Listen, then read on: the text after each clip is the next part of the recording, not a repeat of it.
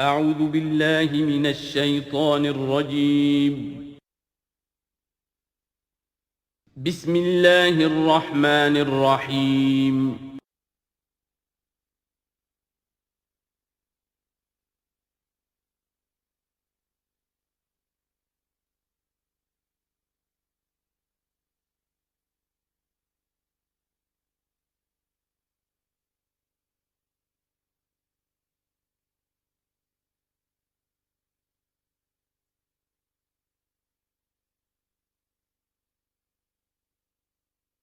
الحمد للہ وکفیٰ والصلاة والسلام علی عباده الذین اصطفیٰ، خصوصاً علی افضلہم وخاتم النبیین محمد الامین وعلی آلہ وصحبہ اجمعین. اما بعد فقد قال اللہ تبارک وتعالی کما ورد فی سورة الحج: اعوذ باللہ من الشیطان الرجیم، بسم اللہ الرحمن الرحیم. ان اللہ یدافع عن الذین آمنوا ان اللہ لا يحب كل خوان کفور. اذن للذین یقاتلون بانہم ظلموا وان اللہ علی نصرہم لقدیر. الذين اخرجوا من ديارهم بغير حق الا ان يقولوا ربنا الله ولولا دفع الله الناس بعضهم ببعض لهدمت صوامع وبيع وصلوات ومساجد يذكر فيها اسم الله كثيرا ولينصرن الله من ينصره ان الله لقوي عزيز. الذين إن مكناهم في الأرض أقاموا الصلاة وآتوا الزكاة وأمروا بالمعروف ونهوا عن المنكر ولله عاقبة الأمور. صدق الله العظيم. رب اشرح لي صدري ويسر لي أمري واحلل عقدة من لساني يفقهوا قولي. اللهم ربنا الہمنا رشدنا واعذنا من شرور انفسنا. اللهم ارنا الحق حقا وارزقنا اتباعه وارنا الباطل باطلا وارزقنا اجتنابه. اللهم وفقنا لما تحب وترضى. اللهم ربنا آنس وحشتنا في قبورنا وارحمنا بالقرآن العظيم. اللهم اجعله لنا إماما ونورا وهدى ورحمة. اللهم ذكرنا منه ما نسينا وعلمنا منه ما جهلنا وارزقنا تلاوته آناء الليل وآناء النهار واجعله لنا حجة يا رب العالمين آمین. یہ بات میں عرض کر چکا ہوں کہ سورہ حج کے بعض مضامین بہت مشابہ ہیں سورہ بقرہ سے.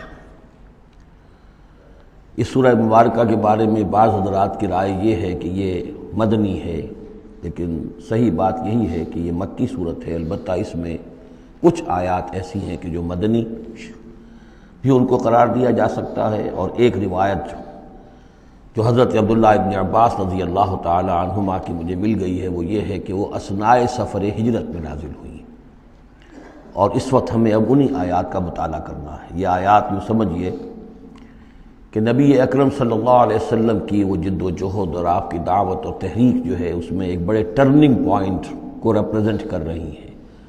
یہ ایک بڑا فیصلہ کن موڑ ہے آپ کی جد و جہد میں. یہ مشابہت ذہن میں رکھیے کہ سورہ بقرہ میں بھی جہاں 23ویں رکوع میں تقریباً وسط ہے سورہ بقرہ کا، جس طرح یہ وسط ہے سورہ حج کا، وہاں بھی 23ویں رکوع میں رمضان مبارک اور روزے کی حکمتیں اور اس کے احکام کا بیان ہوا. 24ویں رکوع سے قتال فی سبیل اللہ اور اس کے ساتھ ہی حج کے دو جو رکوع ہیں مناسک حج پر مشتمل ہیں. یہاں پر بھی آپ دیکھیے کہ مناسک حج پر 2 رکوع مشتمل تھے اور اس کے فوراً بعد قتال کی بات ہو رہی ہے. بڑا گہرا ربط ہے ان دونوں کے اندر، اس لیے کہ قتال فی سبیل اللہ کا جو سب سے پہلا ہدف تھا وہ یہی تھا کہ توحید کا مرکز کعبۃ اللہ، جو اصل میں خدا واحد کی عبادت کے لیے بنایا گیا تھا، اس وقت وہ مشرکین کے تسلط میں ہے اور انہوں نے اسے شرک کا اڈا بنایا ہوا ہے. تو گویا کہ اب پہلا جو فرض منصبی ہے امت مسلمہ کا وہ یہ ہے کہ اس مرکز توحید کو مشرکین کے تسلط سے واگزار کرا کے اسے واقعتاً توحید ہی کا مرکز بنا دیا جائے۔ اس اعتبار سے ظاہر بات ہے کہ جنگ ناگزیر ہے۔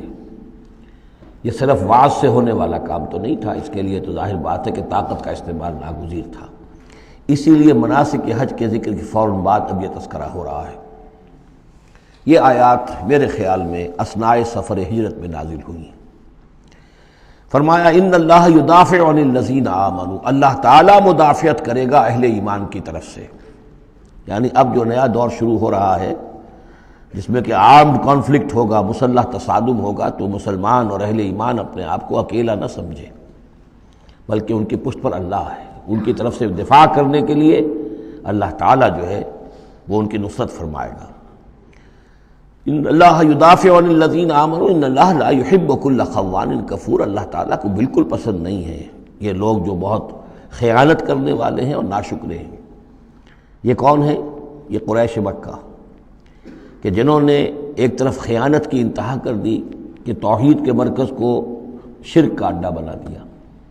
یہ امانت ہے ان کے پاس حضرت اسماعیل اور حضرت ابراہیم علیہ السلام کی، اور یہ تو اس لیے تعبیر کیا گیا تھا ربنا لیقیموا الصلاۃ، اور حضرت ابراہیم نے دعا کی تھی وجنبنی وبنی ان نعبد الاصنام، لیکن ان لوگوں نے خیانت کی ہے، ان کی وراثت کے اندر صحیح طرز عمل اختیار نہیں کیا بلکہ خیانت کی روش اختیار کی، اور کفور ہیں، بہت ناشکرے ہیں، اس لیے کہ اس گھر کی وجہ سے انہیں یہ حیثیت حاصل ہے کہ یہ مرکزی شہر بنا ہوا ہے پورے جزیرہ نما عرب کا۔ اس گھر کی وجہ سے انہیں ان کے قافلوں کو تحفظ حاصل ہے کہ ان کے اوپر کوئی حملہ نہیں کرتا، اور مشرق اور مغرب کی جو ٹریڈ ہے اس کے گویا کہ یہ ایک طرح سے پروپرائٹری ان کے پاس حقوق آ گئے، ایکسکلوسیو پروپرائٹری رائٹس، کہ ظاہر بات ہے کوئی اور قافلہ بچ کر جا نہیں سکتا قبائلی ریڈ سے اور حملے سے اور لوٹ مار سے، اور قریش کے قافلے کے اوپر کوئی حملہ کر نہیں سکتا، اسے کوئی چھو نہیں سکتا۔ تو اس گھر کی وجہ سے لإلاف قریش إِلَافِهِمْ رِحْلَةَ الشِّتَاءِ وَالصَّيْفِ فَلْيَعْبُدُوا رَبَّ هَذَا الْبَيْتِ، یہ جو ان کے قافلے سردیوں میں جاتے ہیں یمن کی طرف اور گرمیوں میں جاتے ہیں شام کی طرف، تو ان کو سمجھنا چاہیے کہ یہ ساری جو ان کی چلت پھرت ہے یہ تو اس گھر کے طفیل ہے، اس کی وجہ سے انہیں یہ پروٹیکشن حاصل ہے، اور انہوں نے ناشکری کی ہے۔ تو اذن للذین یقاتلون بانہم ظلموا، اب اجازت دی جا رہی ہے ان لوگوں کو جن پر کہ جنگ ٹھوس دی گئی ہے، یعنی جو صورتحال پیدا کر دی گئی ہے کہ انہیں گھروں سے نکال دیا گیا، ہجرت پر مجبور کر دیا گیا، انہیں ستایا گیا، سال ہا سال سے ان پر پرسیکیوشن ہو رہی ہے، ٹارچر کیا جا رہا ہے۔ ابھی تک تو اللہ تعالیٰ نے ان کو ہاتھ روکے رکھنے کا حکم دیا ہوا تھا، کفوا ایدیکم، چاہے وہ براہ راست وحی جلی کی شکل میں قرآن میں آیت نہیں آئی تھی، لیکن حضور کے ذریعے سے اللہ تعالیٰ کا یہ حکم لوگوں تک پہنچ چکا تھا، لیکن اب ان کے ہاتھ کھولے جا رہے ہیں۔ اذن للذین یقاتلون بانہم ظلموا، اب جو ان پر ظلم کیا گیا ہے اس کے سبب سے ان کو اجازت دی جا رہی ہے کہ اب وہ اینٹ کا جواب پتھر سے دے سکتے ہیں۔ وَإِنَّ اللَّهَ عَلَىٰ نَصْرِهِمْ لَقَدِيرٌ، اور دوبارہ پھر تاکید کے ساتھ کہہ دیا کہ ان کو اپنے آپ کو اکیلے نہ سمجھے، یقیناً اللہ تعالیٰ ان کی نصرت پر قادر ہے، ان کی مدد فرمائے گا۔ الذین اخرجوا من دیارہم، وہ لوگ کہ جو اپنے گھروں سے نکال دیے گئے۔ یہ سب کون تھے؟ مہاجرین جو تھے، یہ مکے سے جو نکلنے پر مجبور کر دیے گئے، اہل و عیال کو چھوڑ کر نکلنے پر مجبور ہوئے۔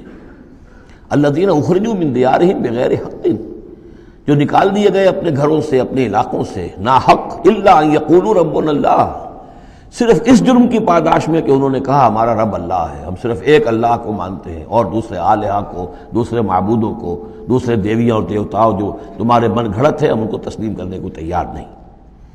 وَلَوْلَا دَفْعُ اللَّهِ النَّاسَ بَعْضَهُمْ بِبَعْضٍ، اور اگر اللہ تعالیٰ بعض لوگوں کو بعض کے ذریعے سے دور نہ کرتا رہتا، یعنی زمین میں یہ مضمون آ چکا ہے، سورہ بقرہ کی آیت نمبر 251 میں بھی یہی مضمون آیا تھا، جب طالوت اور جالوت کی جنگ ہوئی تھی اس کے بعد یہ بات آئی تھی کہ اللہ تعالیٰ وقتاً فوقتاً زمین کی صفائی کرتا رہتا ہے، کہ جو بڑے فاسد قسم کے لوگ ہوتے ہیں اور مفسد قسم کے لوگ ہوتے ہیں، فاسد کلچر ہوتا ہے، فاسد ثقافت ہو جاتی ہے، تو پھر کوئی نہ کوئی ایسی شکل ہوتی ہے کہ اللہ تعالیٰ ان کو ختم کر کے، ان کا استیصال کر کے، ان لوگوں کو کچھ لوگوں کے ذریعے سے دنیا سے نیست و نابود کر دیتا ہے۔ اگر ایسا نہ ہوتا رہتا، وہاں یہ الفاظ آئے تھے، اگر ایسا نہ ہوتا رہتا تو لفسدت الارض، زمین میں تو فساد ہی فساد ہوتا پھر، یہاں فرمایا وَلَوْلَا دَفْعُ اللَّهِ النَّاسَ بَعْضَهُم بِبَعْضٍ لَهُدِّمَتْ صَوَامِعُ وَبِيَعٌ وَصَلَوَاتٌ وَمَسَاجِدُ يُذْكَرُ فِيهَا اسْمُ اللَّهِ كَثِيرًا، تو ڈھا دیے جاتے سارے خانقاہیں اور تکیے اور سارے گرجے اور کنیسے اور ساری سینیگوگز۔ صلوتا یہ عربی زبان کا لفظ ہے، صلات ہی سے ہے یہ عربی، اور جیسا کہ میں نے عرض کیا ہے بارہا عبرانی اور عربی زبان جو ہے یہ عبرانی زبان کا لفظ ہے صلوتا، اور عربی اور عبرانی جو ہیں یا تو سگی بہنیں ہیں کسی ایک ہی زبان کی، یہ دونوں نکلی ہوئی شاخیں ہیں، اور یا یہ کہ عبرانی ماں ہے اور عربی اس کی بیٹی ہے، یہ ان کے درمیان رشتہ ہے۔ صلات کا لفظ جو عربی میں آیا ہے اور قرآن مجید میں صلوتا یہ وہاں پر بھی موجود تھا۔ ہمارے ہاں سلام ہے، ان کا شلام ہے، وہ فرق اتنا ہی ہے، وہ شین کے ساتھ اور وہ بڑا اس کو گول کر کے شلام کہتے ہیں، باقی ہمارے یہاں سلام ہے، فرق اور خاص نہیں ہے۔ ان کا جو یوم کپور ہے وہ یوم کفارہ ہے، یوم یوم کی طرح ہے، کپور پے اور فے، جیسا کہ میں نے آپ کو بتایا تھا ذوالکفل میں پے فے کی جگہ ہو جاتی ہے، تو یوم کپور ہے ان کے ہاں، یوم کفارہ۔ تو یہ تقریباً تمام جو اصطلاحات ہیں وہ بہت ایک دوسرے کے قریب ہیں۔ تو اگر ایسا نہ ہوتا کہ اللہ تعالیٰ کچھ لوگوں کے ذریعے سے اس دنیا سے نیست و نابود کرتا رہتا، تو پھر تو یہ کہ کوئی عبادت گاہیں دنیا میں قائم ہی نہ رہتی۔ ظاہر بات ہے اپنے اپنے وقت میں یہ تمام عبادت گاہیں خدائے واحد کی عبادت کے لیے بنائی گئی تھیں، وہ مساجد اور مسجدیں یذکر فیہا اسم اللہ کثیرا، جن میں کہ اللہ تعالیٰ کا نام کثرت سے لیا جائے۔ وَلَيَنصُرَنَّ اللَّهُ مَن يَنصُرُهُ، یہ بہت اہم ہے، یہ آیت کا ٹکڑا، اور یہ ہر شخص کو یاد کر لینا چاہیے۔ لازماً اللہ مدد کرے گا ان کی جو اس کی مدد کرتے ہیں، اس میں زیادہ زور ہے وَلَيَنصُرَنَّ اللَّهُ۔ عربی زبان میں اس سے زیادہ تاکید کا اسلوب نہیں ہے، فعل مضارع سے پہلے لام زبر کے ساتھ، لام مفتوح، اور آخر میں نون مشدد تشدید کے ساتھ۔ افعلو یہ میں کروں گا، لافعلن میں لازماً کروں گا، یہ جو انداز ہے اس میں کوئی شک نہیں۔ وَلَيَنصُرَنَّ اللَّهُ مَن يَنصُرُهُ، لیکن دوسری بات یہ آئی کہ ظاہر بات ہے کہ یک طرفہ معاملہ نہیں ہے، تم اللہ کی مدد کرو گے تو اللہ تمہاری مدد کرے گا۔ تم اللہ کے باغیوں کے ساتھ دوستیوں کی پیلیں بڑھاؤ، اللہ کے دشمنوں کے ساتھ تمہاری جو ہے وفاداریاں ہوں، اور تم چاہو کہ اللہ تمہاری مدد کرے، یہ تو انہونی بات ہے۔ جیسے سورہ بقرہ میں ہم نے دیکھا تھا فاذکرونی اذکرکم، تم مجھے یاد رکھو میں تمہیں یاد رکھوں گا۔ اسی طرح وَلَيَنصُرَنَّ اللَّهُ مَن يَنصُرُهُ، لازماً اللہ مدد کرے گا ان کی۔ اسی سورہ مبارکہ میں ہم دیکھ چکے ہیں کہ اس کا یقین ہونا چاہیے بندہ مومن کو، اور یہ یقین اس کا بہت بڑا سہارا بنتا ہے، اس کے صبر کا اور ثبات کا اور استقامت کا۔ ورنہ یہ کہ اگر اس یقین، اس اللہ کی مدد کی امید کی رسی کو وہ کاٹ دے تو پھر اس کے لیے کوئی سہارا نہیں رہے گا۔ ان اللہ لقوی عزیز، اور پھر یہ کہ اللہ جو مدد کا وعدہ کر رہا ہے تو اللہ کوئی کمزور تو نہیں ہے، قوی ہے، زبردست ہے، توانا ہے، عزیز ہے، زبردست ہے۔ الذین ان مکناہم فی الارض، وہ لوگ کہ جنہیں اگر ہم زمین میں تمکن عطا کر دیں، یہ وہی لفظ ہے کذالک مکننا لیوسف، سورہ یوسف میں 2 مرتبہ ہم پڑھ چکے ہیں۔ الذین ان مکناہم فی الارض، وہ لوگ کہ جنہیں اگر ہم زمین میں تمکن، قدرت، طاقت، غلبہ، حکومت، استیلاء عطا کر دیں تو وہ کیا کریں گے؟ اقاموا الصلاۃ، پہلا کام ہے نماز قائم کریں گے۔ یہی کام حضور نے کیا، جاتے ہی سب سے پہلے جمعہ قائم کیا، اور پھر یہ کہ مسجد نبوی کی تعمیر کی، پہلا کام۔ وآتوا الزکوٰۃ، زکوٰۃ ادا کریں گے، آتوا الزکوٰۃ اور دیں زکوٰۃ، اقاموا الصلاۃ وآتوا الزکوٰۃ اور دیں گے وہ زکوٰۃ، اور یہ کہ زکوٰۃ کا نظام قائم کیا جائے تاکہ جو بھی معاشرے کے اندر پسماندہ طبقے کے پاس جن کے ہاں احتیاج ہے ان کا بھی کفالت کا بندوبست ہو۔ وَأَمَرُوا بِالْمَعْرُوفِ، اور وہ نیکی کا حکم دیں گے، وَنَہَوْا عَنِ الْمُنکَرِ، اور بدی سے روکیں گے، وَلِلَّهِ عَاقِبَةُ الْأُمُورِ، اور تمام معاملات کا بالکل آخری انجام تو ہے تو وہ تو ظاہر ہے کہ اللہ ہی کے ہاتھ میں ہے، اللہ کے قبضہ قدرت میں ہے۔ اس کو ہم یہ کہہ سکتے ہیں ایک اعتبار سے کہ گویا یہ نبی اکرم صلی اللہ علیہ وسلم کا مینیفیسٹو تھا۔ مینیفیسٹو ایک تو ہمارا آج کا تصور ہے کہ انتخابات میں جو پارٹیاں حصہ لیتی ہیں وہ اپنا اپنا پروگرام دیتی ہیں، لیکن اس سے علیحدہ کر دیجئے۔ لیکن چونکہ حضور، اگر یہ روایت صحیح ہے کہ یہ آیات نازل ہوئی ہیں جبکہ حضور تشریف لے جا رہے ہیں مکے سے مدینے کی طرف ہجرت کے سفر پر، تو اللہ کے علم میں ہے کہ اب آپ کا جو وہاں داخلہ ہونے والا ہے وہ تو ہوگا ایک بے تاج بادشاہ کی حیثیت سے، جاتے ہی آپ کو وہاں اللہ تعالیٰ کی طرف سے اختیار اور اقتدار مل جائے گا۔ تو جب یہ صورت ہوگی تو کیا کریں گے؟ یہ ان کی پرائرٹیز کیا ہوں گی؟ تو جیسے کہ جماعتیں کہا کرتی ہیں کہ ہماری حکومت بنے گی تو ہم یہ کریں گے، تو گویا کہ یہ ہے وہ ہمیشہ کے لیے اہل ایمان کا جو سمجھیے کہ اللہ تعالیٰ کی طرف سے دیا ہوا ان کا مینیفیسٹو ہے، الذین ان مکناہم فی الارض اقاموا الصلاۃ وآتوا الزکاۃ وامروا بالمعروف ونہوا عن المنکر وللہ عاقبۃ الامور۔ یہ آیات خاص ہیں۔ اب دیکھیے پھر وہی جو مکی صورتوں کا مضمون ہوتا ہے بالکل انداز جو ہے وہ بدل جائے گا۔ یہ آیات ہیں اثناء سفر ہجرت کی، یا ہو سکتا ہے کہ مدینہ پہنچ کر نازل ہوئی ہوں، لیکن یہ مکی صورت میں رکھ دی گئی ہیں مناسبت کے اعتبار سے کہ جہاں حج کے یہ افعال بیان ہو رہے مناسک حج، اس کے ساتھ ہی ان کو شامل کر دیا گیا۔ اب وہی جو عام مکی مضامین ہیں مکی صورتوں کے وہ شروع ہو جائیں گے۔ وَإِن يُكَذِّبُوكَ فَقَدْ كَذَّبَتْ قَبْلَهُمْ قَوْمُ نُوحٍ وَعَادٌ وَثَمُودُ۔ اور اے نبی اگر یہ آپ کو جھٹلا رہے ہیں تو آپ سے پہلے بھی جھٹلایا ہے قوم نوح نے، قوم عاد نے، قوم سمود نے، قوم ابراہیم و قوم لوط، ابراہیم کی قوم نے اور لوط کی قوم نے، واصحاب مدین اور مدین والوں نے، وکذب موسیٰ اور موسیٰ کی بھی تکذیب کی گئی تھی، فاملیت للکافرین، تو میں نے کافروں کو کچھ ڈھیل دی، مہلت دی، ان کی رسی دراز کی، ثم اخذتہم، پھر میں نے ان کو پکڑ لیا، فکیف کان نکیر، تو میری پکڑ کیسی رہی، کیا حشر ہوا قوم نوح کا اور قوم ہود کا اور قوم صالح کا۔ ان تمام اقوام کے جو حالات ہیں وہ قرآن مجید میں بار بار آ چکے ہیں۔ فَكَأَيٍّ مِّن قَرْيَةٍ أَهْلَكْنَاهَا، تو کتنی ہی ایسی بستیاں ہیں، آبادیاں ہیں جن کو ہم نے ہلاک کیا، وَهِيَ ظَالِمَةٌ، اور ہلاک یوں ہی نہیں کر دیا، وہ ظالم تھی، گناہ گار تھی، ان میں گناہ اتنا پھیل گیا تھا، شرک اور کفر کا اتنا دورہ ہو گیا تھا کہ گویا کہ وہ ایسے ہی تھا جیسے انسانی جسم کا کوئی حصہ اگر گل جائے تو اس کو کاٹ دینے ہی میں عافیت ہے، ورنہ پورے جسم کے لیے وہ چیز جو ہے وہ مضر ہوگی۔ ایمپوٹیشن ہو جاتی ہے، ہاتھ کا، آرم کا ایمپوٹیشن ہو گیا، پیر کا ایمپوٹیشن کر دیا گیا کہ اتنا گل سڑ گیا ہے کہ یہاں سے متعفن مواد جو ہے اگر خون میں جذب ہو کر پورے جسم میں جائے گا تو پوری جان جو ہے اس کی ہلاکت کا اندیشہ ہے۔ تو اللہ تعالیٰ اسی طریقے سے ان بستیوں کو کہ جو اس طریقے سے گندگی کا اور برائی کا اور معصیت کا اور سیئات کا مرکز بن چکی ہوں اور وہ پھوڑا بن چکی ہوں، پھر ان کے لیے یہی اللہ تعالیٰ کی طرف سے سرجیکل آپریشن ہوتا رہا ہے۔ فَكَأَيٍّ مِّن قَرْيَةٍ أَهْلَكْنَاهَا فَهِيَ ظَالِمَةٌ فَهِيَ خَاوِيَةٌ عَلَىٰ عُرُوشِهَا، وہ گری پڑی ہوئی ہیں اپنی چھتوں کے بل پر۔ وَبِئْرٍ مُعَطَّلَةٍ، کتنے ہی کنویں ہیں کہ جو بند پڑے ہوئے ہیں، بڑی محنت سے لوگوں نے اپنے اپنے زمانوں میں کھودے ہوں گے، ان سے پانی پینے والے لوگ ہوں گے یا جمگھٹے رہا کرتے ہوں گے لوگوں کے، اب معطل پڑے ہوئے ہیں۔ وقصر مشید، کتنے ہی محل ہیں جو ان میں بڑی گچکاری کی گئی ہے، بہت انہیں مضبوط بنایا گیا ہے۔ اب جاؤ الحمرا کو دیکھ لو، کبھی مسلمان حکومت کیا کرتے تھے، غرناطہ میں جاؤ اور دیکھو الحمرا محل کیسا ہے، جاؤ اور قرطبہ کی مسجد کو دیکھو کہ جہاں کوئی سجدہ کرنے والا نہیں ہے، کسی کو سجدے کی اجازت نہیں ہے۔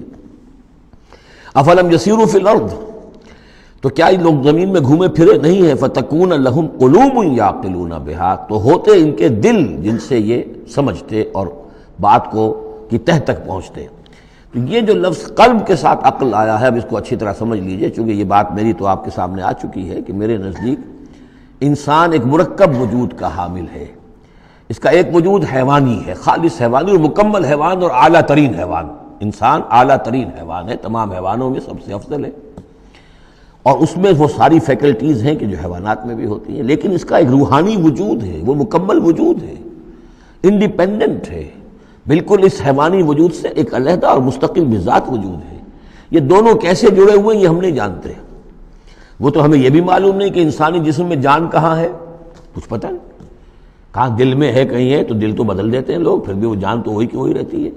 اب تو جو کچھ ہو رہا ہے آپ کو معلوم ہے، تو جان کہاں ہے، کس چیز سے متعلق، دماغ سے متعلق ہے، دل سے متعلق، کہاں سے متعلق؟ تو لائف ہی کو ہم نہیں جانتے، تو لائف سے آگے روح کا تعلق کس طور سے ہے ہم کیا جان سکتے ہیں؟ ہست رب الناس را با جان الناس، اتصال بے تکیف بے قیاس، یہ متصل ہے، یہ جو روحانی وجود ہے اور حیوانی وجود ہے یہ متصل ہے، ملے ہوئے تو ہیں، لیکن یہ اتصال ایسا ہے بے تکیف بے قیاس، نہ اس کی کیفیت معلوم ہو سکتی ہے، نہ اس کو کسی اور چیز پر قیاس کیا جا سکتا ہے، لیکن ہے دو علیحدہ وجود۔ ایک وجود پہلے پیدا کیا گیا تھا، کما خلقناکم اول مرہ، دوسرا وجود اس عالم خلق کے اندر آتا ہے، اور ان میں سے ہر ایک کی، دونوں کی اپنی اپنی عقل ہے۔ روح کی اپنی عقل ہے، روح کی اپنی آنکھ ہے، روح کے اپنے کان ہیں، اور جسم کے حیوانی وجود کے اپنی آنکھیں ہیں، اپنے کان ہیں، اپنی عقل ہے۔ تو ان السمع والبصر والفؤاد، یہ حیوانی یہ گویا کہ انسان کے جو حیوانی ذرائع علم ہیں وہ یہ ہیں جن کے بارے میں گفتگو سورہ بنی اسرائیل کی اس آیت کے حوالے سے میں تفصیلاً کر چکا ہوں، ان السمع والبصر والفؤاد کل اولئک کان عنہ مسئولا۔ لیکن انسان کے اندر جو یہ روح ہے یہ دیکھتی بھی ہے، یہ سنتی بھی ہے، اس کے اپنے کان ہیں، وہ غیر مرئی کان ہیں، غیر مرئی آنکھیں ہیں، لیکن اس کی اپنی عقل ہے۔ اب یہاں دیکھیے یہ دونوں چیزیں واضح ہو جائیں گی۔ فَتَكُونَ لَهُمْ قُلُوبٌ يَعْقِلُونَ بِهَا، تو ہوتے ان کے دل کہ جن سے یہ بات سمجھتے، او آذان یسمعون بها، یا ہوتے کان جن سے یہ سنتے، فإنها لا تعمل ابصار ولكن تعمل قلوب التي في الصدور، اس لیے کہ آنکھیں اندھی نہیں ہوا کرتی، دل اندھے ہو جاتے ہیں جو سینوں کے اندر ہیں۔ یہ کون سا اندھاپا ہے؟ ابو جہل اندھا تھا کس اعتبار سے؟ ابو لہب اندھا تھا کس اعتبار سے؟ ولید بن مغیرہ اندھا تھا کس اعتبار سے؟ ان کی آنکھیں تو اندھی نہیں تھی، ان کے دل اندھے ہو گئے تھے، ان کی روحیں اندھی ہو گئی تھی، ان کے اوپر اپنی دنیاوی اغراض، اپنی ضد، اپنی ہٹ دھرمی اور اپنے تکبر اور اپنے جو بھی ان کے اندر عصبیتیں تھیں، اس کی وجہ سے اس طریقے سے ان کے اوپر پٹیاں پڑ چکی تھی کہ وہ روح نہ دیکھتی تھی نہ سنتی تھی۔ تو یہ ہے اصل میں یہ معاملہ، فَإِنَّهَا لَا تَعْمَلْ أَبْصَارُ، ایک ہے آنکھیں اندھی، لیکن ہو سکتا ہے اس کا دل جو ہے وہ دوسروں سے کہیں زیادہ دیکھنے والا ہو، لیکن یہ کہ آنکھوں کا اندھا ہونا اتنا بڑی بات نہیں، اتنا دل کا اندھا ہونا۔ افلم یسیروا فی الارض فتکون لہم قلوب یعقلون بہا، تو کیا یہ زمین میں گھومے پھرے نہیں، پھر ہوتی ان کے دل کہ جن سے یہ بات کو سمجھتے، او آذان یسمعون بہا، یا ہوتے کان، روح کے کان کہ جن سے یہ سنتے، دیدن دیگر آموز سنیدن دیگر آموز، اس لیے کہ ظاہر بات ہے بستیوں کو تو وہ دیکھتے تھے، کتا بھی دیکھ رہا ہے کہ کار آ رہی ہے، اسے بچنا ہے، وہ بھی اپنی جان بچاتا ہے، انسان نے بھی دیکھ لیا اور وہ بھی جان بچانے کے لیے ایک طرف ہو گیا، تو کوئی بڑا فرق نہیں۔ یہ حیوانی جو دیکھنا ہے وہ تو دیکھنا ہے، لیکن انسان کا دیکھنا کچھ اور ہے۔ فَإِنَّهَا لَا تَعْمَلْ أَبْصَارُ وَلَكِنْ تَعْمَلْ قُلُوبُ الَّتِي فِي الصُّدُورِ، اس لیے کہ آنکھیں اندھے نہیں ہوا کرتی بلکہ دل اندھے ہو جاتے ہیں جو سینوں کے اندر ہیں، اس لیے کہ روح کا مسکن قلب ہے، یہ ہم جانتے ہیں، روح کا مسکن قلب ہے، یہ ہم نہیں جانتے کہ کیسے، کس طرح۔ بہرحال دل کو آپ اگر کہیں کاٹیں گے پیٹیں گے تو کہیں وہ آپ کو اس میں روح نظر نہیں آئے گی، وہ غیر مرئی شے ہے، لیکن تعلق اس کا جو ہے وہ قلب انسانی کے ساتھ ہے۔ وَيَسْتَعْجِلُونَكَ بِالْعَذَابِ وَلَنْ يُخْلِفَ اللَّهُ وَعْدَهُ، اور یہ لوگ جلدی مچا رہے ہیں نبی آپ سے عذاب کی، اور اللہ تعالیٰ اپنے وعدے کی ہرگز خلاف ورزی نہیں کرے گا۔ وہ عذاب آئے گا، کس شکل میں آئے گا ابھی اللہ تعالیٰ نے اس کو چھپا کر رکھا ہوا ہے، کب آئے گا وہ بھی اللہ نے چھپایا ہوا ہے۔ وَإِنْ أَدْرِيَ قَرِيبٌ أَمْ بَعِيدٌ مَا تُوعَدُونَ، یہ ہم سورہ انبیاء میں پڑھائے ہیں کہ میں نہیں جانتا ہے نبی، آپ کہہ دیجئے قُلْ إِنْ أَدْرِيَ قَرِيبٌ أَمْ بَعِيدٌ مَا تُوعَدُونَ، کہ جس چیز کا تم سے وعدہ کیا جا رہا ہے، جس چیز کی دھمکی دی جا رہی ہے وہ قریب آ چکی ہے یا دور ہے۔ وَإِنَّ يَوْمًا عِندَ رَبِّكَ كَأَلْفِ سَنَةٍ مِّمَّا تَعُدُّونَ، اور یقیناً ایک دن آپ کے رب کے نزدیک 1000 برس کا ہے اس حساب سے جو تم تعداد جانتے ہو۔ انسانی عام حساب سے جو 1000 برس ہے، دنیا کا ہمارا حساب سے وہ در حقیقت اللہ کا ایک دن ہے۔ یہ مضمون چونکہ قرآن مجید میں پھر سورہ سجدہ میں پھر آئے گا، 2 مرتبہ آیا، تو یہ مضمون یوں سمجھیے کہ یہ محکمات میں سے، یہ متشابہات میں سے نہیں ہے، بات بالکل پختہ ہے اور واضح ہے۔ یدبر الامر من السماء الى الارض ثم يعرج الیہ فی یوم کان مقدارہ 1000 سنۃ مما تعدون، تو اللہ تعالیٰ کی جو تدبیر امر ہے، وہی جو 3 کام ابتدائی جو شاہ ولی اللہ دہلوی رحمۃ اللہ علیہ کی تصنیف حجت اللہ البالغہ کے حوالے سے میں بتا چکا ہوں، ابداع، خلق اور تدبیر، تدبیر تیسرا کام ہے۔ اس تیسرے کام کے ضمن میں اللہ کا جو بھی ایک نقشہ بنتا ہے اس کی مشیت کا، وہ 1000 سال کا ہوتا ہے ہمارے حساب سے، اس کا ایک دن ہے، وہ اس کی ایک پلاننگ ہو جاتی ہے، اس کے احکام جو ہیں وہ فرشتوں کے حوالے کر دیے جاتے ہیں، اس کی پھر ایگزیکیوشن ہوتی ہے، تو 1000 برس کی پلاننگ ہے ہمارے حساب سے، اللہ کے ہاں وہ ایک دن ہے۔ وَكَأَيٍّ مِّن قَرْيَةٍ أَمْلَيْتُ لَهَا، اور کتنی ہی بستیاں ایسی ہوئی ہیں کہ جنہیں ہم نے ڈھیل دی تھی، وَهِيَ ظَالِمَةٌ، لیکن وہ تھیں گناہ گار، ثُمَّ أَخَذْتُهَا، پھر میں نے ان کو پکڑ لیا، وَإِلَيَّ الْمَصِيرُ، اور میری ہی طرف لوٹ کر آنا ہے۔ قُلْ يَا أَيُّهَا النَّاسُ إِنَّمَا أَنَا لَكُمْ نَذِيرٌ مُّبِينٌ، کہہ دیجئے اے نبی، اے لوگو، میں ہوں ایک خبردار کرنے والا، صاف صاف تمہارے لیے خبردار کرنے والا آیا ہوں، ڈرانے والا آیا ہوں، بتا دینے والا ہوں کہ یہ مراحل زندگی کے آنے والے ہیں۔ فالذین آمنوا وعملوا الصالحات، جو لوگ ایمان لائیں اور نیک عمل کریں، لہم مغفرۃ ورزق کریم، ان کے لیے اللہ کی طرف سے مغفرت ہے، یہ میں بشارت دے رہا ہوں، اور رزق کریم، اور بہت ہی باعزت روزی ملے گی۔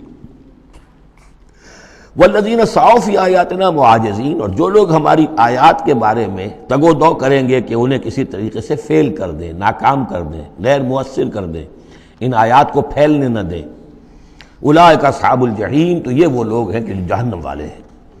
وما ارسلنا من قبل کا، یہ کافی مشکل آیت ہے قرآن مجید کی جو اگلی آ رہی ہے، اور اس میں کافی قیل و قال ہے۔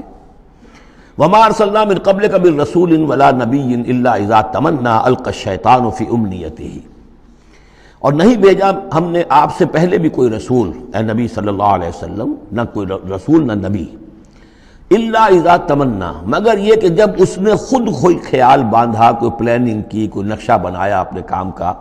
ایک تو یہ کہ اللہ کی طرف سے ہدایت آ رہی کہ اب یہ کیجئے، اب یہ کیجئے، اب یہ کیجئے، ظاہر بات ہے کہ اس میں تو کسی خطا کا کوئی امکان ہی نہیں، وہی چاہے وہ وحی جلی ہو اور چاہے وحی خفی ہو، نبی کے لیے وحی جلی وحی خفی دونوں محفوظ ہیں۔ وحی خفی کے اندر بھی شیطان یا شیطانی قوتیں کوئی در اندازی نہیں کر سکتے، لیکن یہ کہ کبھی ایسا بھی ہوتا ہے کہ وحی کی طرف سے کوئی بات نہیں آئی ہے۔ ظاہر بات ہے کہ یہ نہیں سمجھنا چاہیے کہ نبی کی حیثیت بالکل ایسے ہے جیسے وہ کسی زمانے میں، آج کل تو شاید وہ معاملہ ختم ہو گیا، وہ تار جو جاتے تھے گٹ گٹ گٹ ہو رہی ہے، ادھر سے ہو رہی ہے، ادھر سے وہ جو ہے مشین بول رہی ہے، تو بیچ میں تو مشین ہے، کچھ نہیں ہے۔ تو ایسا نہیں ہے کہ نبی کی اپنی کوئی شخصیت ہی نہ ہو، نبی کی اپنی کوئی سوچ ہی نہ ہو، نبی کی اپنی کوئی پلاننگ ہی نہ ہو۔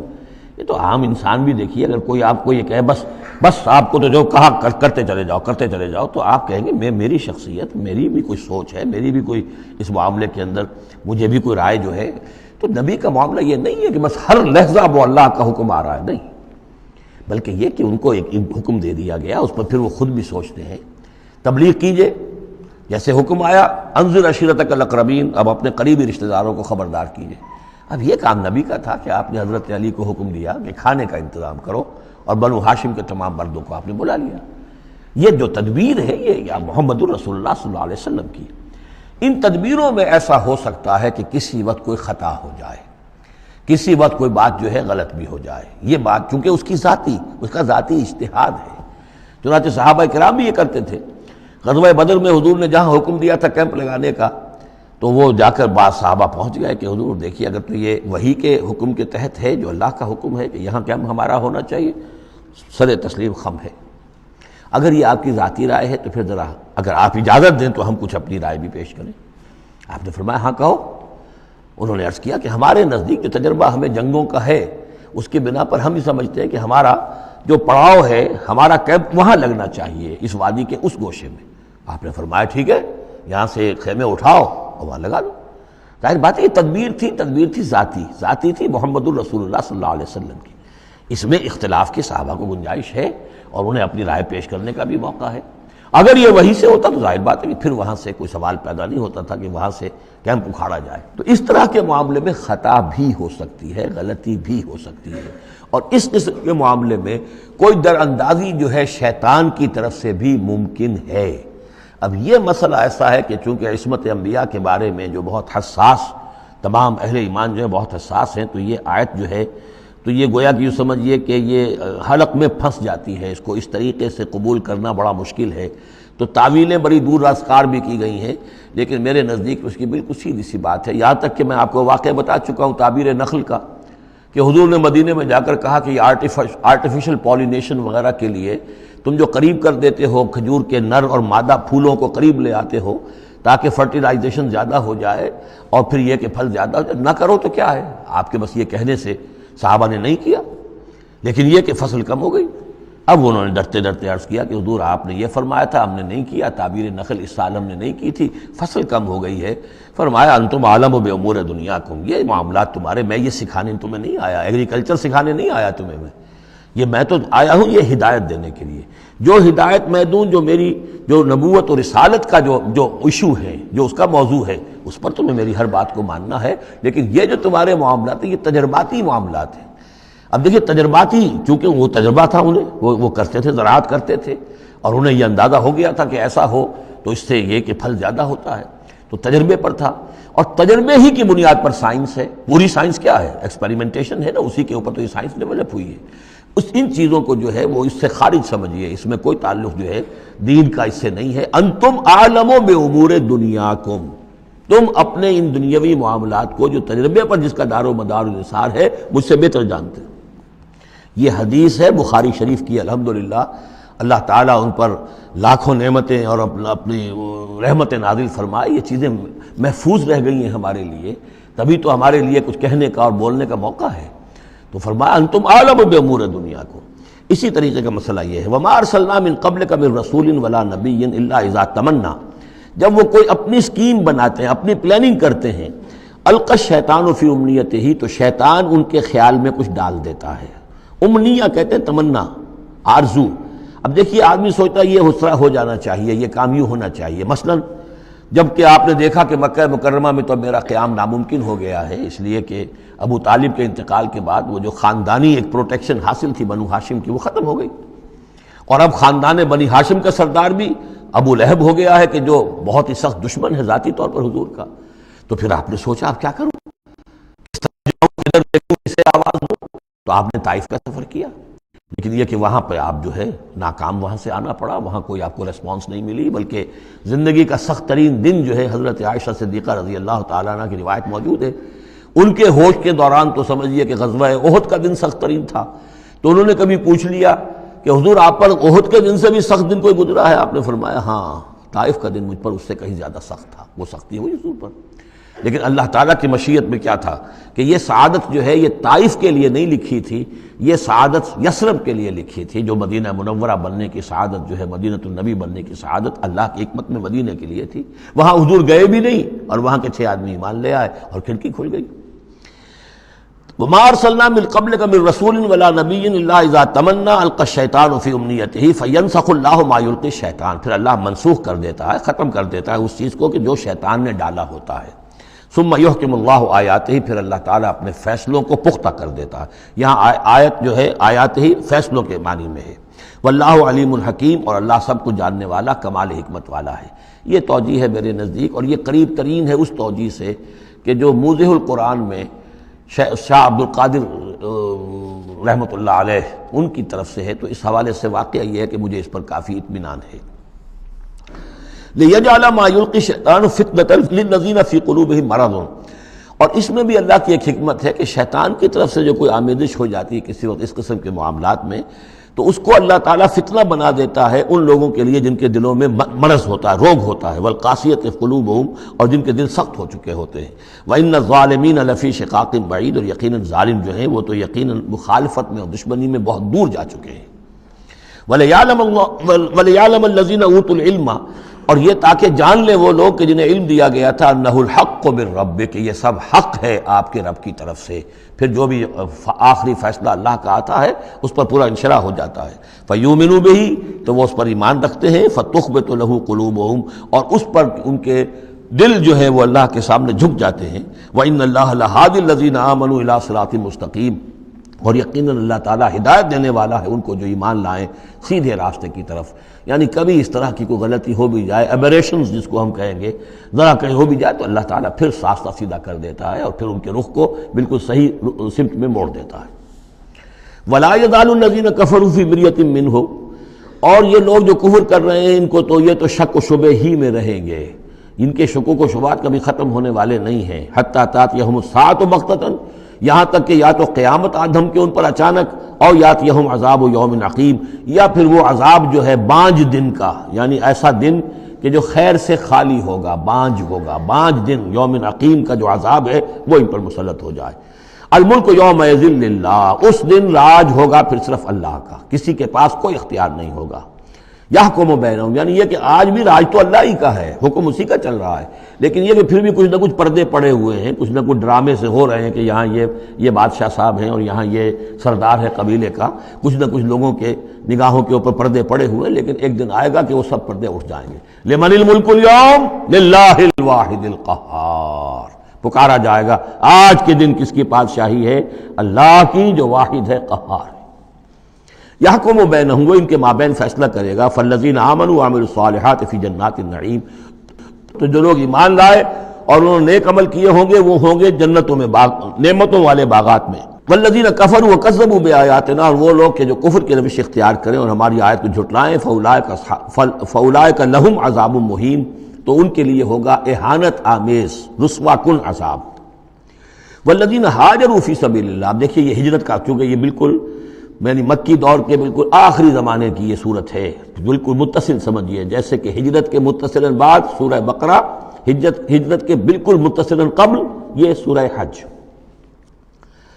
والذین ہاجروا فی سبیل اللہ ثم قتلوا، اور وہ لوگ جنہوں نے ہجرت کی اللہ کی راہ میں، پھر خواہ وہ قتل ہو گئے اور ماتوا، یا یہ کہ اپنی طبعی موت مر گئے، لَيَرْزُقَنَّهُمُ اللَّهُ رِزْقًا حَسَنًا، دونوں صورتوں میں اللہ تعالیٰ ان کو لازماً بہت رزق حسن عطا فرمائے گا۔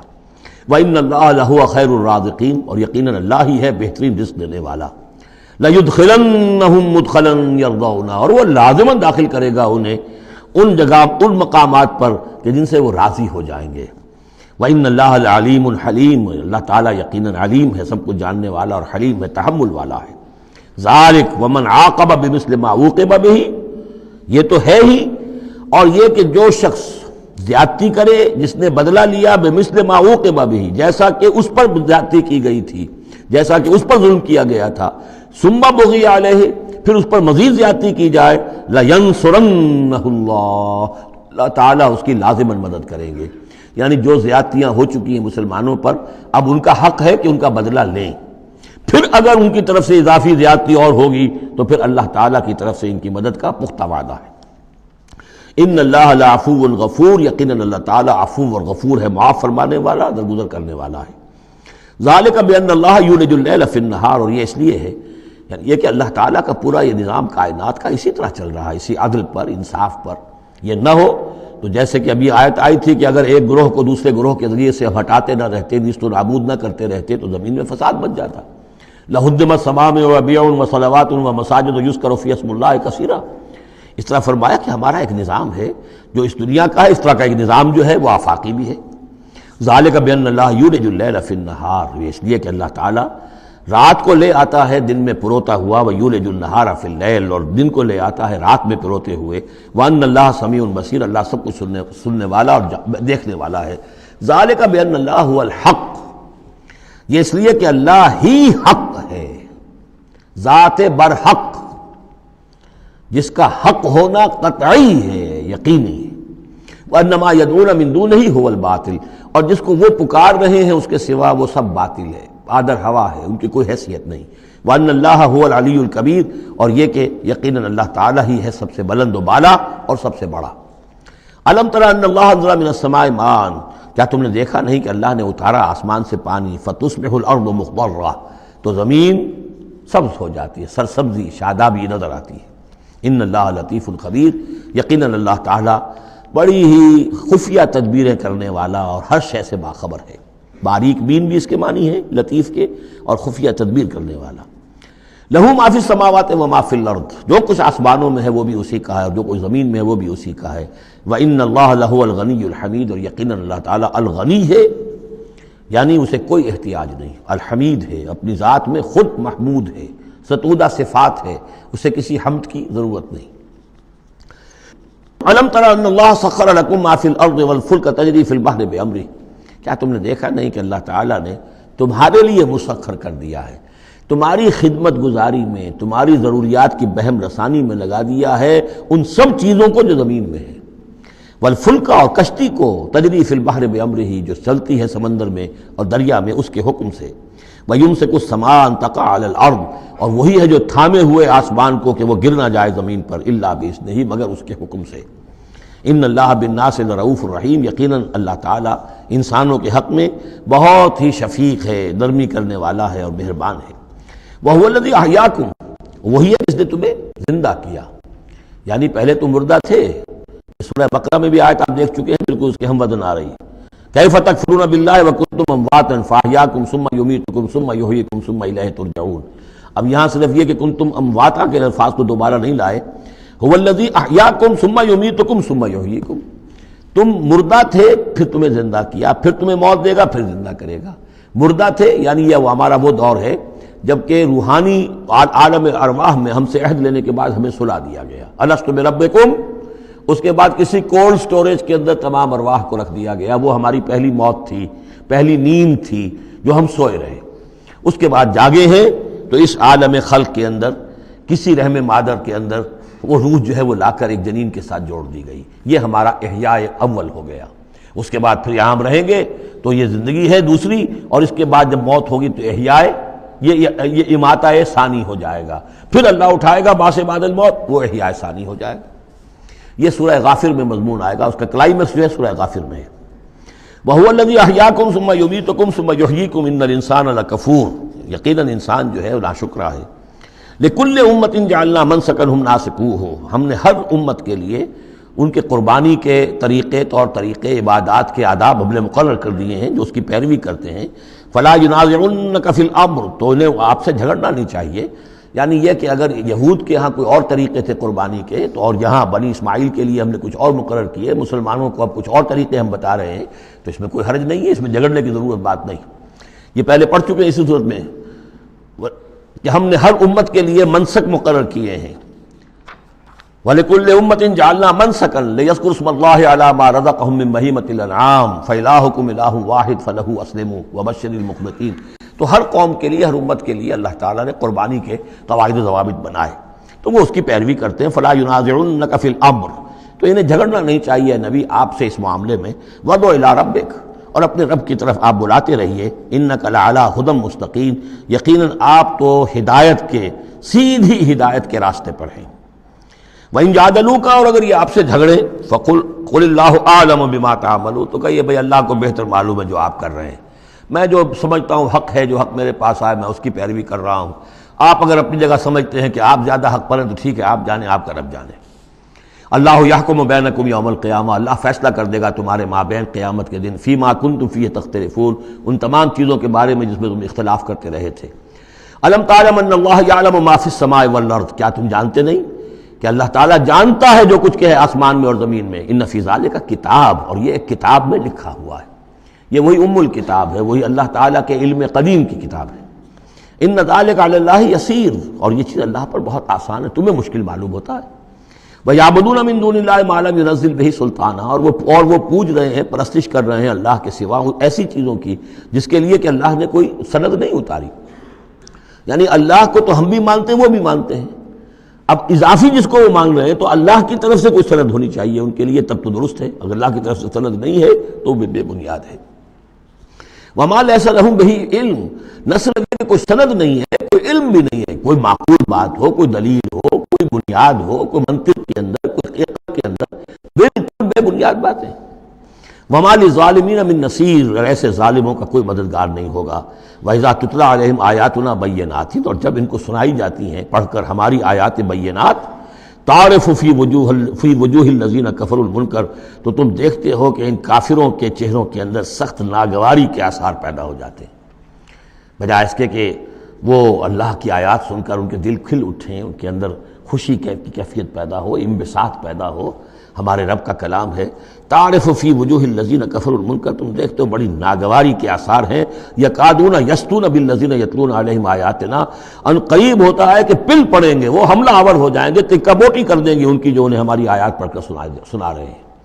قل افانبئکم بشر من ذالکم، ان سے کہیے تو کیا میں تمہیں بتاؤں جس قدر تمہیں ناگواری اس وقت ہو رہی ہے، تم پر بڑی سختی بیت رہی ہے اللہ کی آیات جو تمہیں سنائی جا رہی ہیں، کیا اس سے بھی زیادہ بری بات کون سی ہے بتاؤں؟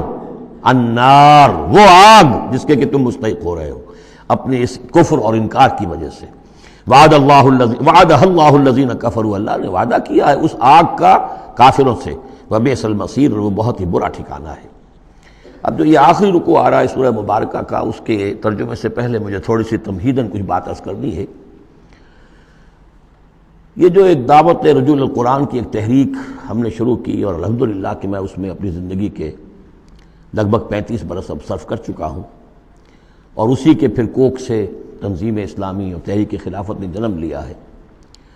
اس دعوت رجوع القرآن کی جو بنیاد ہے اور جس کو کہ میں نے ذریعہ بنایا ہے قرآن مجید سے لوگوں کو متعارف کرانے کا، اور قرآن مجید کے ذریعے سے دین کے جامع تصور کو لوگوں کے سامنے پیش کرنے کا، اور قرآن مجید کے ذریعے سے دین کی طرف سے جو بنیادی فرائض ہم پر عائد ہوتے ہیں اس کا ایک جامع تصور دینے کا جو میں نے کام کیا ہے، اس کے لیے ذریعہ میں نے بنایا ہے ایک منتخب نصاب کو، مطالعہ قرآن حکیم کا منتخب نصاب۔ یہ جو منتخب نصاب ہے یہ تقریباً کل قرآن کے 1/15 حجم کے اندر یوں سمجھیے کہ 2 پاروں کے لگ بھگ ہے، مائنس پلس کم و بیش 2 پارے ہوں گے۔ تو اس میں ان آیات کو لیا گیا ہے کہ جن میں ایک تو یہ کہ دین کا جامع تصور بہت مختصر الفاظ میں سامنے آ جائے، اور جو فرائض دینی ہیں جس کا کہ ہم سے باز پرس ہونی ہے، جس کے بارے میں پوچھ گچھ ہونی ہے، تو اس کا صحیح تصور ہمیں معلوم ہے۔ کوئی نماز روزہ یہ تو فرض ہے، سب جانتے ہیں، اس کے علاوہ بھی کوئی چیز فرض ہے، کسی چیز کے بارے میں ہم مسئول ہیں، ذمہ داری ہماری ہے یا نہیں ہے۔ تو وہ جو منتخب نصاب ہے اس کے مختلف جو حصے ہیں، ہم کچھ حصوں سے گزرے ہیں، لیکن یہ میں آج سوچ رہا تھا کہ جیسے میں نے آپ کو بتایا تھا کہ حروف مقطعات کا معاملہ یہ ہے کہ 29 حروف ہیں یا 28 حروف ہیں عربی زبان کے الفابیٹس جو ہیں، شروع کے حصوں میں سے حروف میں سے بہت کم ہیں جو حروف مقطعات میں آئے، اور آخری جو حصہ ہے اس کے تختی کے، اس کے بہت سے حروف ہیں، اکثر و بیشتر ہے کہ جو حروف مقطعات میں آئے۔ تو یہ پہلی مرتبہ میرا ذہن ادھر گیا ہے کہ ہمارے اس منتخب نصاب میں بھی یہ چیز کوئی میرے پیش نظر نہیں تھی کہ جان بوجھ کر ایسا کیا ہو۔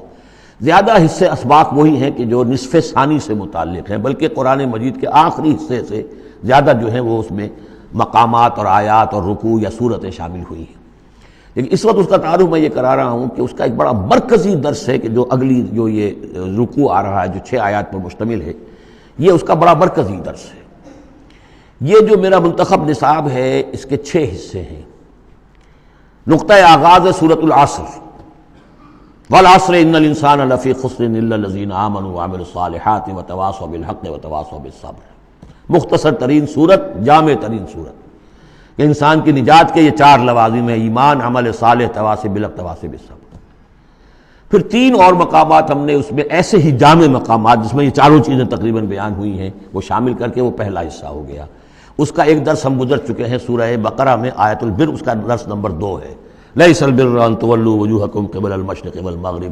نیکی جو تم نے سمجھی ہوئی ہے، کسی نے کسی شے کو نیکی سمجھا ہوا، کسی نے کسی کو نیکی سمجھا ہوا ہے، اصل نیکی کیا ہے، پوری نیکی کیا ہے، نیکی کی روح کیا ہے، جڑ بنیاد کیا ہے، نیکی کے مظاہر کیا ہیں، ان مظاہر میں پھر اقدمیت کس چیز کی ہے، اولیت کس شے کی ہے، ثانوی درجے میں کون سی ہے، پھر چوٹی کیا ہے، سمم بونم کیا ہے، سب سے اونچا جو مقام ہے، جو مقام مطلوب ہے وہ کیا ہے۔ اسی طریقے سے پھر اس کا دوسرا حصہ جو ہے اس منتخب نصاب کا، اس میں کچھ ایمان سے متعلق مباحث ہیں۔ ایمان کن چیزوں کا نام ہے، کیسے ایمان وجود میں آتا ہے، تو اس میں سورہ فاتحہ بھی ہے، وہ بھی ہم پڑھ چکے ہیں، اور پھر سورہ آل عمران کا جو آخری رکوع کی آیات تھیں، ان فی خلق السماوات والارض واختلاف اللیل والنہار یہ بھی جو ہے لآیات لأولی الالباب۔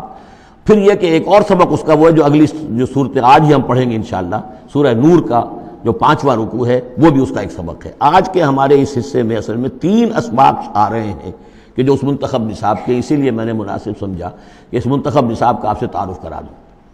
پھر یہ تیسرا حصہ اس کا جو ہے وہ اعمال صالحہ، عمل صالح کی تفصیل کیا ہے، انفرادی سطح پر کیا عمل ہونا چاہیے، اجتماعی سطح پر کیا ہونا چاہیے، معاشرتی سطح پہ کیسے ہونا چاہیے، ریاستی سطح پر کیا ہونا چاہیے۔ تو اس میں خاص طور پہ معاشرتی سطح سے متعلق وہ سورہ بنی اسرائیل کے 2 رکوع ہم پڑھ چکے ہیں جو 15ویں پارے میں آئے، سورہ بنی اسرائیل میں 3 اور 4 رکوع، جو میں نے عرض کیا تھا کہ یہ 10 کمانڈمنٹس جو ہیں تورات کے، گویا کہ ان کی یہ تعبیر ہے، قرآن مجید کی تشریح یہ ہے ان کی۔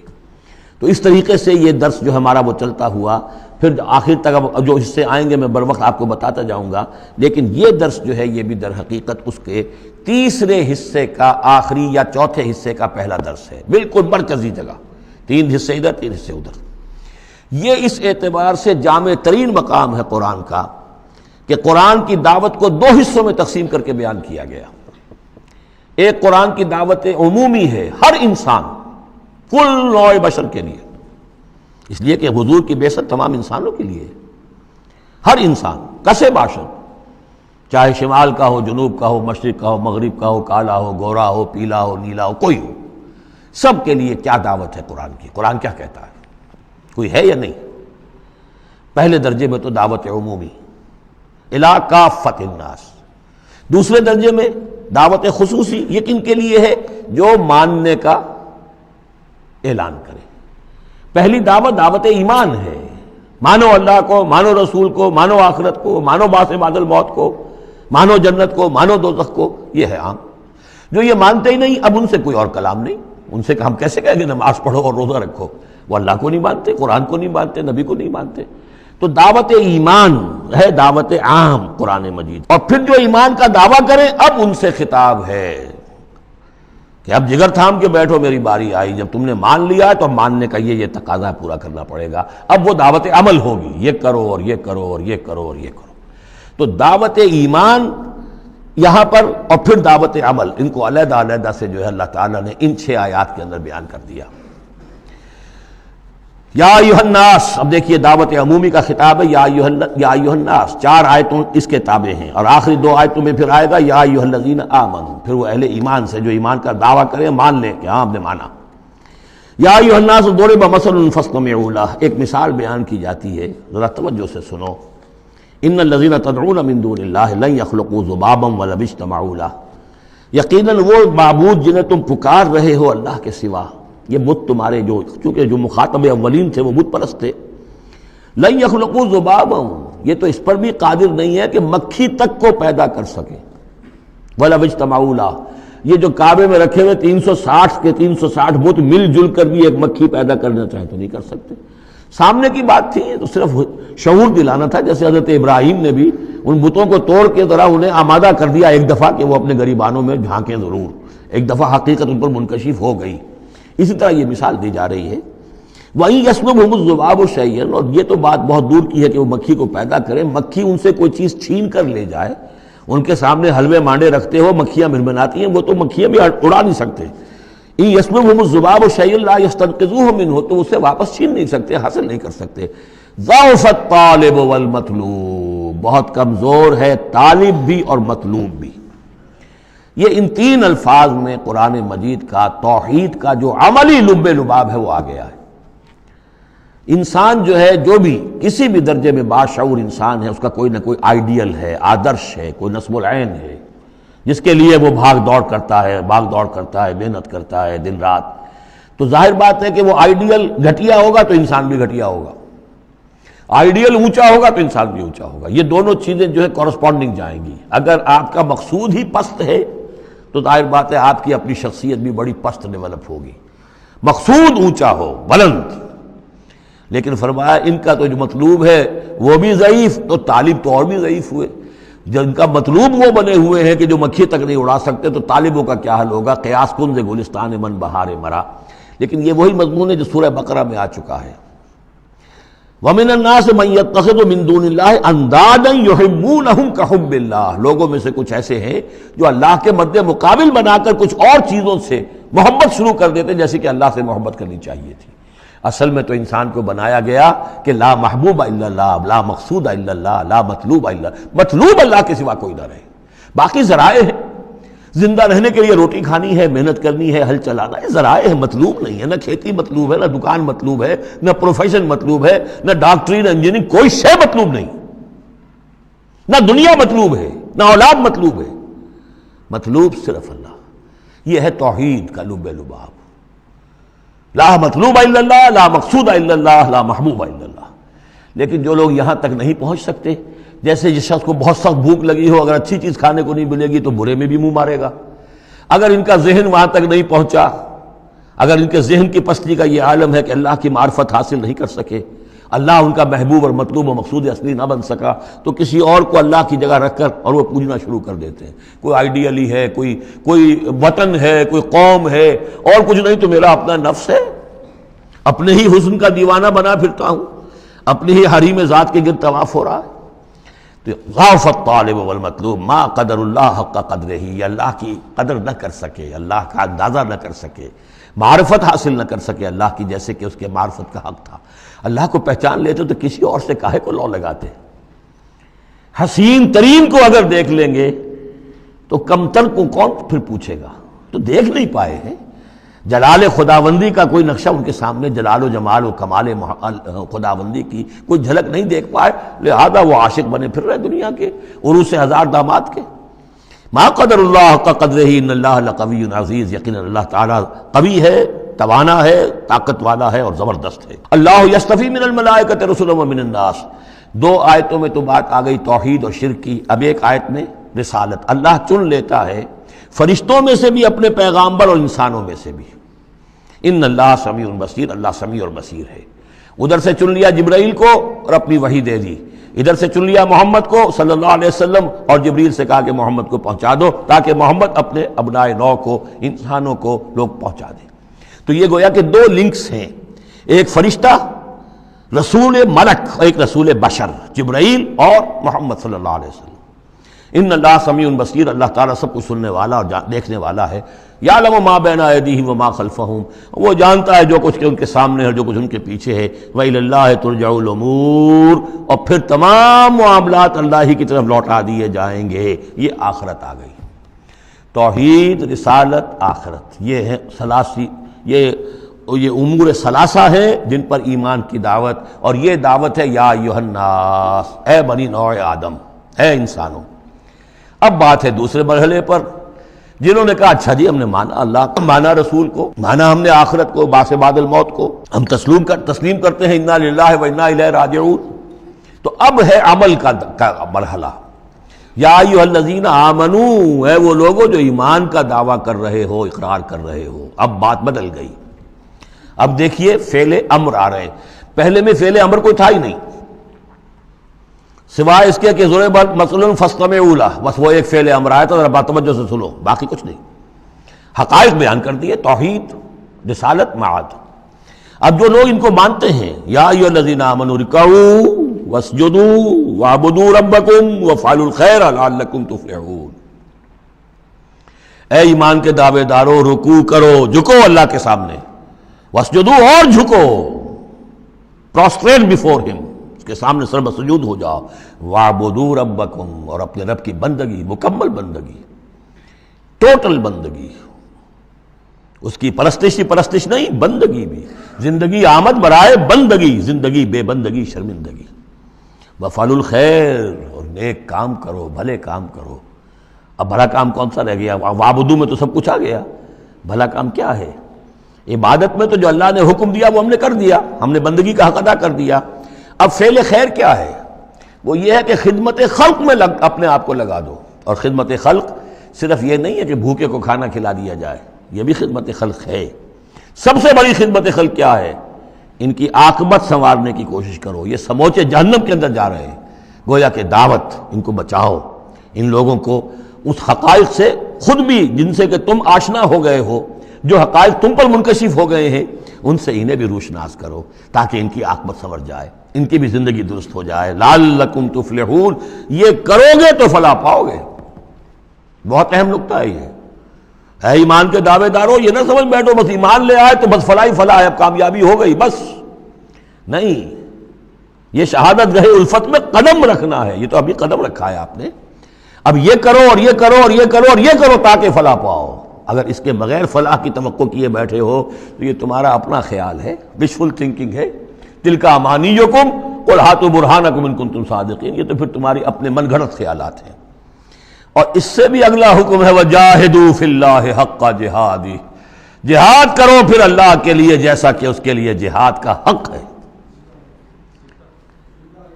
جی نہیں، یہ سجدہ جو ہے صرف حضرت شافعی کے نزدیک ہے، امام شافعی کے۔ وجاہدوا فی اللہ حق جہادہ، اور جہاد کرو اللہ کے لیے جیسا کہ اس کے لیے جہاد کا حق ہے۔ هو اجتباکم، اس نے تمہیں چن لیا ہے۔ کیا مانی؟ اب نبوت محمد پر ختم ہو رہی ہے صلی اللہ علیہ وسلم، اب آئندہ جبریل کسی کے پاس وحی نہیں لائیں گے کہ پھر وہ وحی پہنچائے لوگوں کو۔ اب یہ کام یہ کہ وہی جو جبریل وحی لائے اور جو محمد نے تمہیں پہنچا دی، اب تمہیں پہنچانی ہے پوری نوع انسانی کی طرف۔ یہ ہے تیسری لنک، هو اجتباکم، اپنے نصیب پر فخر کرو، اللہ نے تمہیں چن لیا ہے، سلیکٹ کر لیا ہے۔ یہ بالکل وہی مضمون اب آ گیا جو سورہ بقرہ میں آیا تھا، وَكَذَلِكَ جَعَلْنَاكُمْ أُمَّةً وَسَطًا لِتَكُونُوا شُهَدَاءَ عَلَى النَّاسِ وَيَكُونَ الرَّسُولُ عَلَيْكُمْ شَهِيدًا، وہی مضمون آ رہا ہے، هُوَ اجْتَبَاكُمْ وَمَا جَعَلَ عَلَيْكُمْ فِي الدِّينِ مِنْ حَرَجٍ، اور تمہارے لیے تو ہم نے دین کے اندر کوئی تنگی رکھی ہی نہیں، ملت ابیکم ابراہیم، یہ تمہارے جد اجداد ابراہیم ہی کی ملت ہے۔ هُوَ سَمَّاكُمُ الْمُسْلِمِينَ، اسی نے تمہارا نام مسلم رکھا ہے، اللہ نے تمہیں اس مسلم کا خطاب دیا ہے۔ حضرت ابراہیم نے بھی یہی کہا تھا، ربنا وجعلنا مسلمین لک ومن ذریتنا امۃ مسلمۃ لک، ہماری امت میں سے بھی ایک امت مسلمہ اٹھائی ہو، من قبل وفی ھذا، اس سے پہلے بھی اور اس میں بھی، لیکون الرسول شہیدا علیکم وتکونوا شہداء علی الناس، وہی مضمون جو سورہ بقرہ میں تھا، وکذالک جعلناکم امۃ وسطا لتکونوا شہداء علی الناس ویکون الرسول علیکم شہیدا۔ فرق کیا ہے؟ وہاں پہلے امت کا ذکر ہے پھر رسول کا ذکر، یہاں پہلے رسول کا ذکر ہے پھر امت کا ذکر۔ لِيَكُونَ الرَّسُولُ شَهِيدًا عَلَيْكُمْ وَتَكُونُوا شُهَدَاءَ عَلَى النَّاسِ فَأَقِيمُوا الصَّلَاةَ۔ بس اس کو اپنی پوری طرح سمجھنے کے بعد اب بسم اللہ کرو، قدم آگے بڑھاؤ، تو سب سے پہلے قدم کہاں بڑھاؤ گے؟ فَأَقِيمُوا الصَّلَاةَ وَآتُوا الزَّكَاةَ، نماز قائم کرو، زکوٰۃ ادا کرو، واعتصموا باللہ، اور اب اللہ کے ساتھ چمٹ جاؤ، اللہ کے دامن سے وابستہ ہو جاؤ۔ ہوا مولاکم، وہ تمہارا مولا ہے، مددگار ہے، پشت پناہ ہے، حمایتی ہے۔ فنعم المولا ونعم النصیر، کیا ہی اچھا ہے حمایتی اور کیا ہی اچھا ہے مددگار۔ بارک اللہ لی ولکم فی القرآن العظیم ونفعنی وإیاکم بالآیات والذکر الحکیم۔